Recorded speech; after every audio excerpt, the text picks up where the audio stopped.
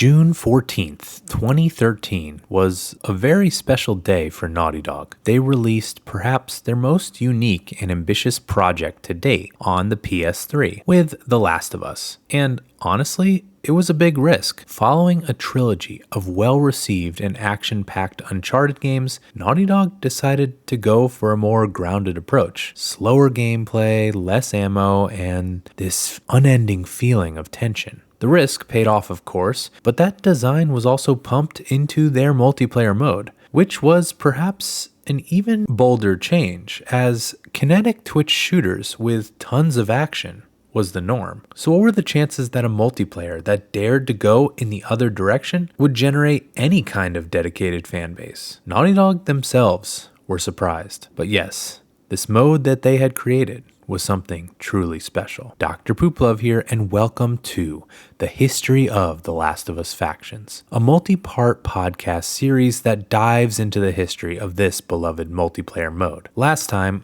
we talked about the origins of factions and how it came to be developed. And today, we will be talking about those earliest days, all the way back to 2013, when this game was still on the PlayStation 3. So, without further ado, here is episode 2.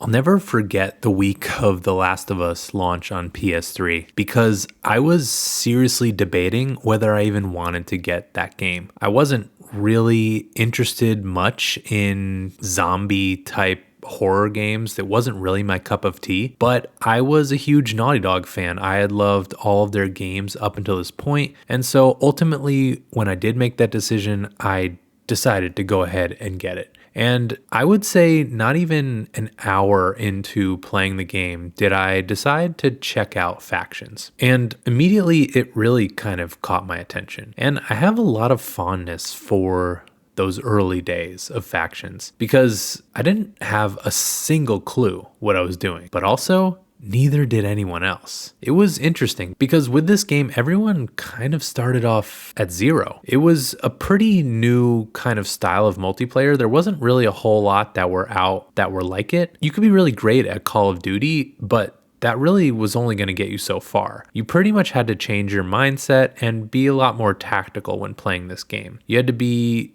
more focused on scarcity, survival, and tactics rather than twitch shooting. Of course, fast reaction times ultimately became something that you could use to your advantage in this game, but that was really only something that came about after players started slowly discovering some new techniques that they could use to allow that playstyle to be feasible. And boy, did I sucked at this game. I really had no clue what I was doing. I remember one of my first matches ever was on the dam, and I was playing Survivors, and I opened the supply box and out came all these supplies. And I thought to myself, I'll just grab like one or two of these because I want the rest of my teammates to be able to have some supplies as well. I don't want to take everything from them, especially, I'm a newer player. I'm probably not going to do very well with these things. It wasn't until maybe a few games later that I finally realized that actually the supplies that came out were unique to me. But I just became infatuated with this game, and I would play the single player for about an hour at a time, and then I would hop onto the multiplayer and just,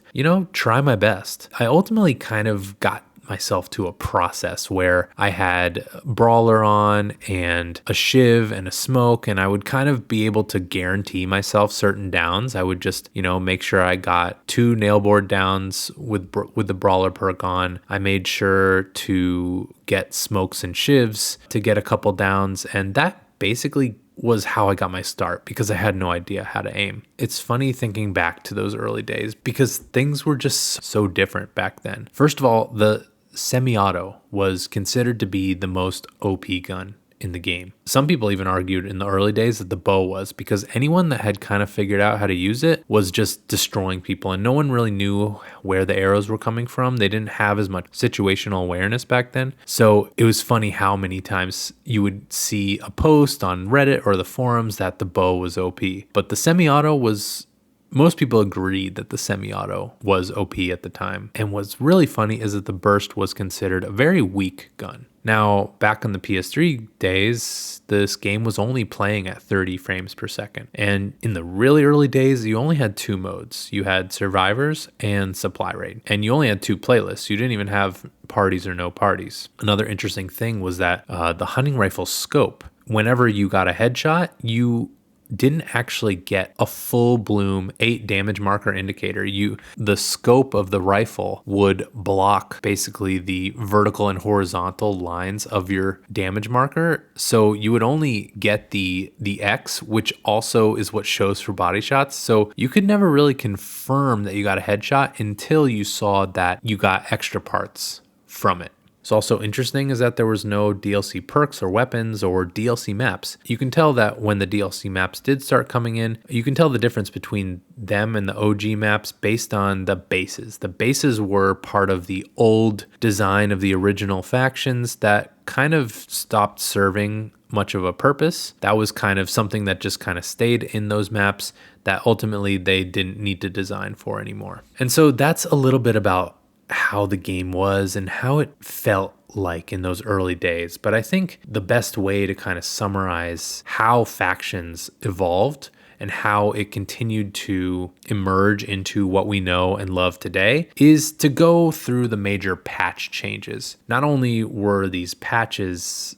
a response to the way the game was being played, but they also marked a new chapter. Sometimes they even marked a new meta as to how the game would ultimately be played. And so I think the first significant patch that we can talk about is patch 1.02, released on the 28th of June in 2013. And what this did was this established a no party playlist. A lot of players were complaining because they were playing by themselves and they were running into full teams and they were just getting slaughtered. And there wasn't really any way for someone who didn't have a full team with them to really enjoy this game. I remember being just completely trounced. One thing that maybe Naughty Dog didn't initially realize was how strong teamwork actually could be. So this patch established a no party playlist so that players, especially like myself at the time, who didn't have a teammate, didn't even have friends on PSN at the time, could queue up and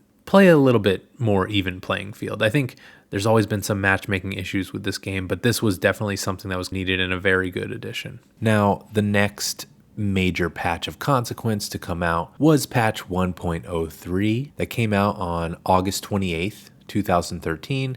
And this added interrogation. In the patch notes, it describes interrogation as a 4 versus 4 two-part objective game mode where rival factions vie to find and open the other faction's lockbox, stealing the supplies inside. Each team must first achieve 5 interrogations of players on the other team. Players can get interrogations by shivving an enemy or getting an enemy into a down state, then pressing triangle while next to them.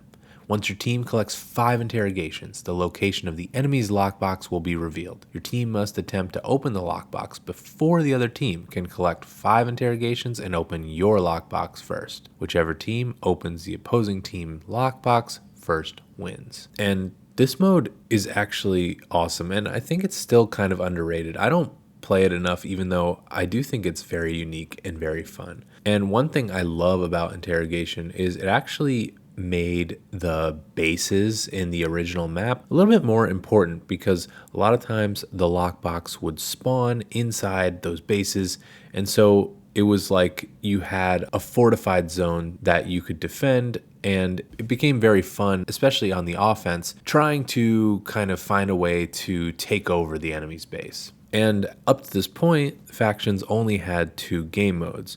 Supply Raid, which was kind of more of a team deathmatch type mode, and Survivors, which I think in the earlier days was much more popular, especially when most people were playing a lot more slowly, and the intensity in that mode was great. But of course, it became a heavy camp fest as people realized that as without really an objective, teams could find that they could just kind of be campy and wait the other team out. And as long as they just killed one or had more people on their team, they would win. So interrogation was a nice addition because it did include an objective, And there also wasn't a life limit. So it became a good way, I think, for people to kind of practice and get a little bit better. There was kind of a lot of people, though, that wouldn't really be playing this mode for the objective. They didn't really care to open the box. It was more about farming kills and trying to see how many downs you could get in a single game. So at least initially, this mode came out and was kind of incentivized to support, yes, a lot of farming. It's a little bit better now, but it's still something that happens. But shortly after Interrogations launched, there was also some hot fixes that came out with some balance changes, and these are pretty notable in how they changed some of the guns. A live update came out on September 5th, 2013, with the hunting rifle, the unupgraded version getting a 10% increase in scope and speed, an 8% increase in reload speed, and for upgrade 1, an 8% increase in scope and speed. And this increase in scope and speed, I think, did kind of encourage players to be a little bit more quick scoping with their hunting rifle. In the early days, I don't think a whole lot of people knew or were practicing this, but there was one such person who I will be talking about here shortly, who I consider kind of the godfather of how we use the hunting rifle today. This update also, though, gave a change to the flamethrower, and it increased the killing efficiency of that weapon. Now, I'm not sure if this was the trigger point, but the flamethrower started off really weak, and then there was a period of time when it was basically OP. I remember running into matches where if a player had a flamethrower on, you basically couldn't escape. It's funny when you think about the flamethrower today and how less effective it is, but this could have been the change that made the flamethrower super OP. Now, what's funny is there isn't really a patch that shows them making any change again to the flamethrower, but they definitely did somewhere. I think someone was hypothesizing that it could have been a netcode fix or some fixes with the lag that made it so the flamethrower just inherently wasn't as powerful. But I just remember you got caught in some flame and you were gone. Now, another live update on September 17th of 2013 added a couple other things which are notable. So the semi-auto rifle actually got a nerf. Its clip size was reduced from 10 to 8 on the unupgraded version, and its accuracy was reduced by 8%. For the level 1 upgrade, the clip size was reduced from 12 to 11, and the accuracy was reduced by 4%. So a lot of the people who had been complaining about the semi-auto rifle and how good it was finally got their nerf. But what's funny is I don't think the hate for the semi-auto rifle was really over at this point. A lot of times, a lot of people would call you a noob or call you out for just using the semi-auto. It's kind of funny because from this point, I don't think there's many changes to the semi-auto rifle. From this point on, it's basically the same gun. I think what happened is people just slowly started discovering how powerful the other guns could be, and the semi-auto kind of just fell back to being an all-around good gun, but not OP. The Shorty received an upgrade in this with a rate of fire increase by 10%, and on the unupgraded version and an upgrade level 1 rate of fire increase by 7%. So clearly, I don't really know that people were saying the Shorty was too weak, but clearly they decided to buff it. And what's also funny is the burst rifle got a buff.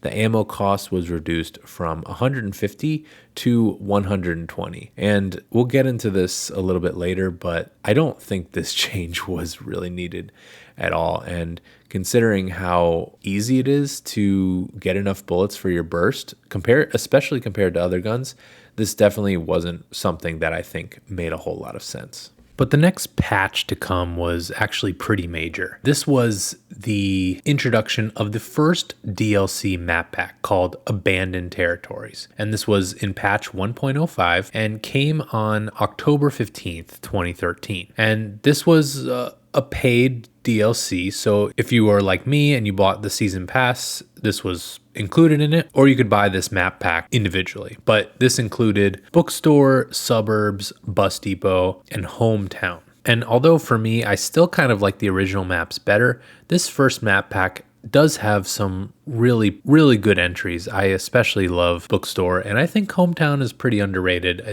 I know it's a night map, but it's still pretty underrated in my opinion. And what this did was this actually created a brand new playlist. It was called the DLC playlist, and it was added for each of the game modes. And this is kind of where you start to see a little bit of unraveling in factions, in that now each game mode had 3 separate player pools: parties, no parties, and DLC 1. And so this kind of ended up becoming a problem over time, in that not every one of those pools was always very populated. It would get even worse later when you get the next DLC map pack, but this is kind of one of those things, one of those, I think, lessons that Naughty Dog had to learn, in that having these DLC playlists was actually kind of hurting and splitting the player base. This patch also added a few gameplay tweaks. For instance, the 2x4 spawning logic had been adjusted in supply raid and interrogation. I remember at this time there was kind of a way that you could almost guarantee yourself a 2x4. It would always spawn in the middle boxes. So a lot of times people would just run straight to the middle boxes so that they could get a 2x4 and then run back, and then usually they would have enough to be able to craft a modded melee weapon. There also was a glitch that was going on for quite a bit of time, and this was something that was in the single player, where if you actually had 2 modded melee weapons right next to each other and you just swapped back and forth between them, it would populate within your inventory crafting supplies in order to make infinite shivs. And so what a lot of times people would do, before Naughty Dog eventually patched this out, people would run to the spawn box where a 2x4 would pop out, but they wouldn't pick it up. Then they would go to another supply box where a 2x4 would still spawn. So you would have essentially 2 2x4s on the same map, and all you would have to do is pick up one, bring it to the other, and do this swap out with 2 modded melee weapons to just get infinite supplies. And it was really a pretty broken glitch that people were exploiting to essentially guarantee themselves infinite shivs and infinite modded melee weapons. This patch also made another change to melee, in that it switched brawler level 1 and 2, so that the health backed from getting melee hits was actually at level 1 now, and the double modded melee weapons was moved to level 2. And this patch also included a little bit of interrogation mode fixes, where the game no longer would end in a tie if both teams were unable to fully unlock their lockbox. Instead, it was whoever had the most sections of their lockbox completed by the time the match ended would be the winner. And there's something very interesting that was added to this patch as well. And I'll quote from the patch notes: "We now have the capability to ban players who are found to be exploiting and or cheating the game or other players. To enact bans, we need concrete proof that an illicit action has taken place.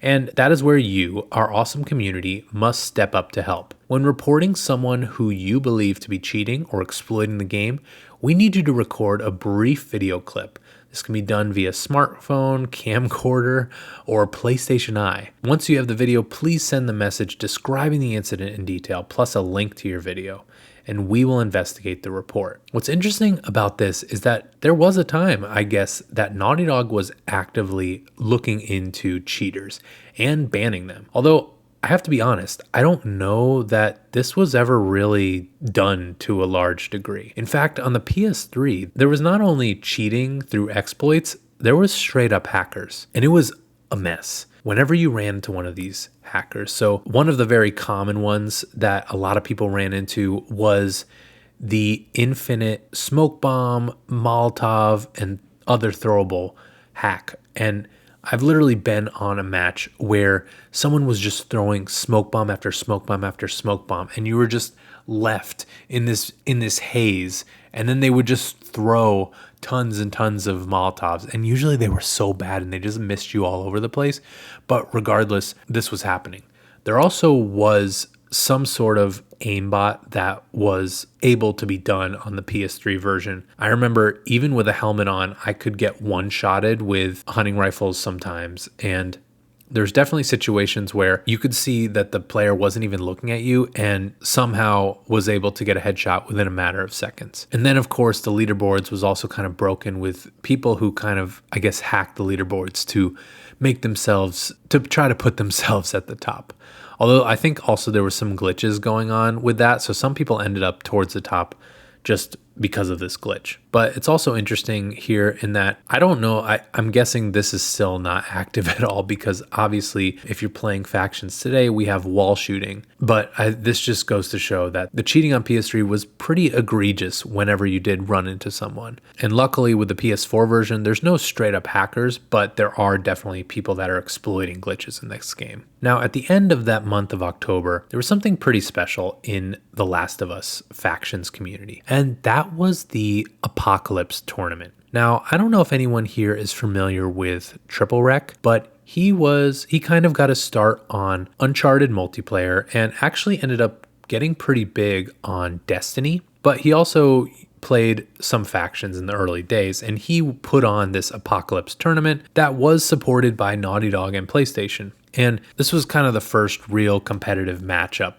that occurred on this game. And it certainly would end up spurning off additional competitive modes. There's, of course, the age-old FN or Fragged Nation rules, which are based on a competitive ladder that was set up to host factions competitive. But this Apocalypse tournament had some different rules. There was armor allowed in some of the modes, and the maps were pre-chosen, but this is a tournament that I think definitely needs to be recognized in the history of factions. And one reason for this is because of the winners of this tournament, Four Nations. And the notable thing about Four Nations is they had this one person on their team named Vironzz. And everyone was scared of this guy, Vironzz, because he was a sniper and he would take everyone's head off when they weren't expecting it. The game had been a little bit more slow and tactical, but with Vironzz around, you better watch yourself, because if you expose your head for even a split second, he could get you. And this may not be the first real instance of drag shooting with a hunting rifle, but this was kind of the first major displays and kind of more widespread showing off of this type of ability with this game. Vironzz would kind of go on to inspire a lot of people to take on the hunting rifle, because he really, I think, in a lot of ways revolutionized and highlighted that this gun actually was very strong. By doing the drag shot technique, he was taking off people's heads, and you can see he still has a YouTube channel where he has a highlights video for the Apocalypse tournament finals, and you can see him just taking everyone's head off and doing such an amazing display. So I think his contribution to factions and what we see a lot of today, which is that quick scoping sniping, really kind of is owed to Vironzz in a lot of respects. At least, again, for spreading the knowledge and understanding that this is actually something that can happen. Now, after October, there were other patches and updates that occurred. There were some exploits on maps that were patched out, like the suburb one, where you could climb on top of the generators and you would have a full view of the whole map. But Naughty Dog took a lot of focus to try to reduce lag and do a lot of matchmaking fixes. Obviously, they didn't fix everything, because we still have problems with that even today, but they did put in a lot of work there. They did make a few other tweaks, like with patch 1.06, which came alongside the Left Behind DLC, February 13th, 2014. This patch reduced a speed bonus that players assisting with revives, because you could overexploit revives and pick someone up within a matter of seconds, so they reduced that a little bit. They also fixed this shiv dance, so people may know that you can still do the shiv dance. This is basically running around an opponent and shivving them. It's kind of a very fancy move, but in the past you could do that no matter what, whether a player damaged you or not. And so players were getting a lot of shiv dances pretty frequently. There was a lot of people who, once you understood how to do this, could do this. But Naughty Dog made it so that if you damage a player, that player won't be able to shiv you for the next 3 seconds. And so this did kind of eliminate a lot of the high frequency of shiv dances, and it also brought a lot more skill to it, in that you had to actually avoid being damaged in order to pull it off. This also included Crafter 3. It was increased from 5 loadout points to 6 loadout points. The military sniper was decreased from 4 loadout points to 3 loadout points. The machete was decreased from 4 loadout points to 3. Strategist 1 was decreased from 2 to 1 loadout point. And the collector bonus no longer applied to gifting items or healings. You used to be able to put collector on and first aid training 3, and it would multiply the amount of parts you got like crazy. So this would be a really strong way to just get a lot of parts really fast. Now, before I get to the next patch, I do want to talk a little bit about something that I know was happening during this time. And there was a bit of a shift occurring, at least in the meta of this game. And it was kind of, apparently, as you'll see when we talk about this next patch, it was kind of happening under the radar. At least it seemed that this wasn't really happening to Naughty Dog's knowledge. But as I said in the past, the semi-auto had gotten a nerf and was slowly falling from the top spot as the strongest gun. And I also mentioned how Vironzz had elevated the hunting rifle up to a degree where it was a very viable gun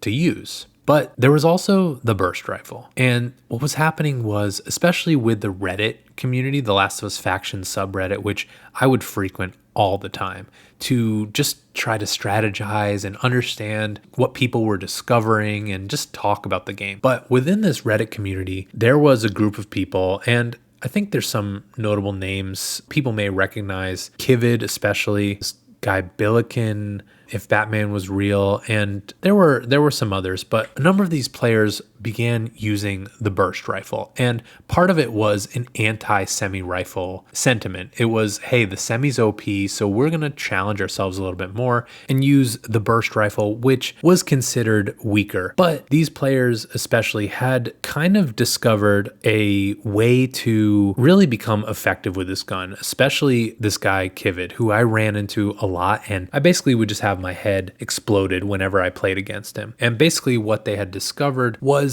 that if you lightly pull down on your right thumbstick as you're shooting, you could basically control the amount of recoil that the burst was giving and allow it to shoot much straighter. And if you were able to do this in combination with mastering the ability to get headshots, you could basically destroy someone. And at the time, this was considered much more of an acquired skill. Not a whole lot of people knew how to do this effectively, and it was something that was just kind of coming up. But because of the damage multiplier that the burst rifle had, and in combination with especially Sharpshooter 3, which would give 25 health back for every headshot that was gained, you could end up basically running around the map. And if you were good enough with your aim, you could basically become invincible because all you had to do was take your burst and make sure you were getting headshots. And so this was kind of happening within the Reddit community. But then patch 1.07 happened. And patch 1.07 actually included a lot of things that we'll talk about. This was actually the Reclaimed Territory map pack. But a couple things that are very notable is that there was a couple major buffs that were made to the burst rifle. The burst rifle would now destroy armor in only 2 bullets. I believe it was at first 3 bullets. And then the upgrades for the hunting rifle and the burst rifle now cost 300 for the first level and 600 for the second level. So now, in addition to the bursts buff that was received earlier, the reduction of ammo cost, in addition to the being able to destroy armor so quickly and having the upgrade costs reduced, this made the burst super, super powerful. And I remember at the time being so confused because people were dominating with the burst at this time, and then it had received all these buffs. And I really just think that this had kind of slid under Naughty Dog's radar. They were still hearing that people were frustrated and thought the burst was weak. Meanwhile, though, a group of Redditors had discovered the true potential and power of it. But by the time this patch came out, it was too late. And so this really pushed the burst into that overpowered territory. But there was also some notable balances and bug fixes that occurred that we should talk about. For one, this patch fixed a bug that allowed players to avoid being stunned by smoke by vaulting over cover. And this was definitely something that honestly I was using all the time. It was something that I kind of in a way considered a bit of a skill, but basically what happened is someone would throw a smoke bomb, and just as it was about to explode, if you did a vault over some cover, you would completely avoid being stunned. In essence, though, this kind of eliminated the smoke bomb in being effective at all if you knew how to use this. But especially for me, I was a little bit conflicted at the time, because when you have a smoke bomb against Explosion Expert, you can't avoid it. And so having this to me felt like a good counter, such that you wouldn't always get trapped by a smoke. But regardless, I understand why this fix was made. This patch also, and by the way, this patch was 1.07, I should probably have mentioned, and came out on May 6th, 2014. And this also fixed a bug that allowed players to exploit supply boxes for extra ammo and 2x4s. So that 2x4 exploit that I was talking about earlier, this kind of fixed that. It also made some big changes to the machete, which now interrupted melee just like gunshot wounds did. Part of the problem here was that people were complaining that the upgraded 2x4 would often win out in a fight against the machete. And because the machete was something that you had to purchase, it felt like the machete should have been stronger. So with this, it basically allowed the machete to stun any 2x4 swings, and it changed it to, rather than being a 2-swing weapon, it was a 2-swing weapon to down. It now became a 3-swing, but a little bit faster. This patch also upgraded melee weapons to now require 3 items. It used to only be a blade and a binding, but now you also had to include a rag. So this created a little bit more of a risk reward and a choice where you had to decide, am I going to make a Molotov or am I going to make a modded melee weapon? There also was buffs to the 9mm and the Shorty, which now cost 250 parts for their first upgrade. Sharp Ears 3 now had a 3rd level and had all of the levels buffed. And then Downtown had its render settings altered a little bit to make players appear brighter on the level and to make the overall lighting on the level a bit brighter. And this is pretty funny because people still complain about how dark Downtown is, and just imagining how dark it used to be on the PS3 before they made this change, it's really funny. And although I honestly do like Downtown and I think the lighting is fine now, I think the bad reputation that it had in the past before this change was made ultimately just gave it a bad rap all the time. But this patch also added a lot of new things. So we also got new maps. This was DLC Map Pack 2. We got Water Tower, Capital, Coal Mine, and Wharf. And what this did was this actually created a 4th playlist for each mode, where you would now have parties, no parties, DLC 1 and DLC 2 to choose from. And this really split the PS3 player pool. And ultimately, it wasn't very fun because I, for instance, liked playing Bookstore, but I could only do that with DLC Map Pack 1. But now that DLC Map Pack 2 was out, the DLC Map Pack 1 playlist was a lot less populated. It was a little bit harder to find matches. And usually people, at least at the higher levels of play, were playing the DLC Map Pack 2. So what really happened that bothered me was I ultimately never really got to play any of DLC Map Pack 1 because that's just not where the players were. But this patch also included new weapons, one of which was free, which was the full auto rifle, which I remember people were so super scared for because it was basically like adding an automatic rifle into the game. People thought it was going to be turned into Call of Duty with the full auto rifle, but that didn't really happen. But then they added paid weapons and perks. And I remember at the time, I don't think this was super controversial just yet. I think on the PS3 days, this kind of thing was happening a lot more often. It wasn't such a taboo thing to have these paid perks and weapons. It really did become more of an issue when this was included in the PS4 version of the game, where I think that's where you heard a lot more vocal complaints about this. But this added 4 new guns, the Enforcer as a pistol, the double barrel, a 1-point Shorty type gun, the Spectre, which was a 3-point silenced automatic weapon, and the Launcher, which was another one of those weapons that really scared people because they thought it was going to become invincible. And it is kind of funny, you can be really effective with the Launcher, but it definitely wasn't as bad as a lot of people were afraid of. This also added new survival skills. Executioner, which adds more parts for shiv kills, special executions, and also lets you craft additional shivs every time you craft one. It added Scavenger, which drops more ammo at the various levels. It added Damage Marker, which marks targets when they're receiving damage rather than having to manually mark them. It added Awareness, which keeps enemies' name tags on screen. It's almost like marking the enemy, it just lets you kind of see them a little bit more and be able to track them a little bit more. It added Fortitude, which allows you to have a little bit more health when downed and have a little bit longer bleed out time and faster crawling speed and the ability to hold an extra health kit. It also added Gunslinger, which gave you more pistol ammo, Bomb Expert, which was another heavily complained about perk, especially at level 3 where you're immune to the stun of your own smoke bombs. This, especially in combination with the smoke bomb fix that occurred in the bug fixes,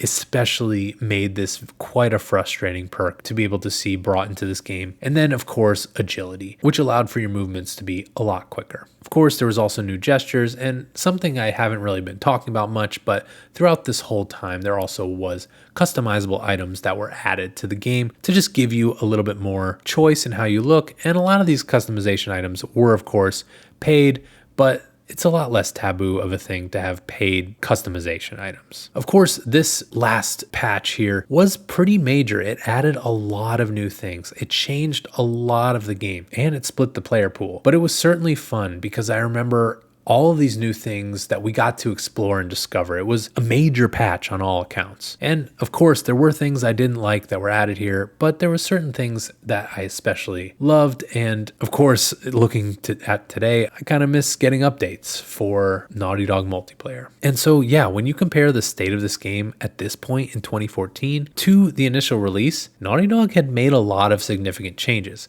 that tremendously evolved this game. And a community had grown around this game. According to Aaron Daly in the PlayStation blog, Factions was very active on the PS3, and it was getting 9,000 concurrent players, which about a year out from initial release, to me, seems to be a pretty big number for a game that wasn't really intended to be anything too grand or special. But perhaps the biggest change for this game was right around the corner. The Last of Us had been remastered, and it was set for release on the PS4. The Factions multiplayer was also a part of that remastered package, and this would change the game forever. Tune in next time as we explore The Last of Us Factions on the PS4, as we continue our journey into the history of The Last of Us Factions. Until then, so long, Pooper Troopers.